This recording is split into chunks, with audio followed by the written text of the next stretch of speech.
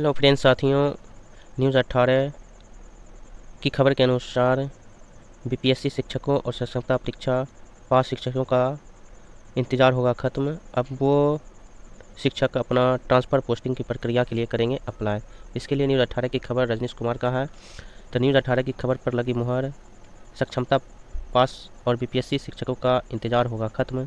7 नवंबर से शिक्षकों की शुरू होगी ट्रांसफ़र पोस्टिंग प्रक्रिया। अप्लाई के लिए मिलेगा 15 दिनों का मौका। तो रजनीश कुमार, तो कहा गया है कि सक्षमता पास पर जो है टीचर हैं, शिक्षक हैं और बीपीएससी शिक्षक है, उसका जो है 7 नवंबर से उन लोगों का जो है पोस्टिंग प्रक्रिया जो है स्टार्ट हो जाएगी। उसके लिए अप्लाई का मौका दिया जाएगा। इन तो ट्रांसफ़र पोस्टिंग के लिए अप्लाई का कितने दिनों का मौका दिया जाएगा? 15 दिनों का मौका दिया जाएगा। उसमें है 20 नवंबर से पहले अप्लाई प्रक्रिया होगी खत्म। तो 20 नवंबर तक जो है आपका जो है अप्लाई करने की प्रक्रिया समाप्त हो जाएगी। 31 दिसंबर तक ट्रांसफ़र पोस्टिंग प्रक्रिया पूरी कर ली जाएगी। तो 31 दिसंबर तक जो है शिक्षकों की जो है ट्रांसफ़र पोस्टिंग प्रक्रिया क्या हो जाएगी? पूरी हो जाएगी।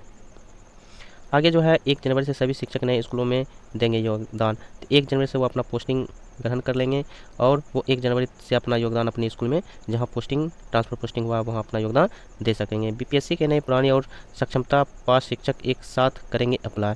तो दोनों बीपीएससी जो पास किए हैं टीचर वो और सक्षमता पास जो भी किए हैं टीचर वो लोग सभी क्या करेंगे? एक साथ क्या करेंगे? फॉर्म अप्लाई करेंगे।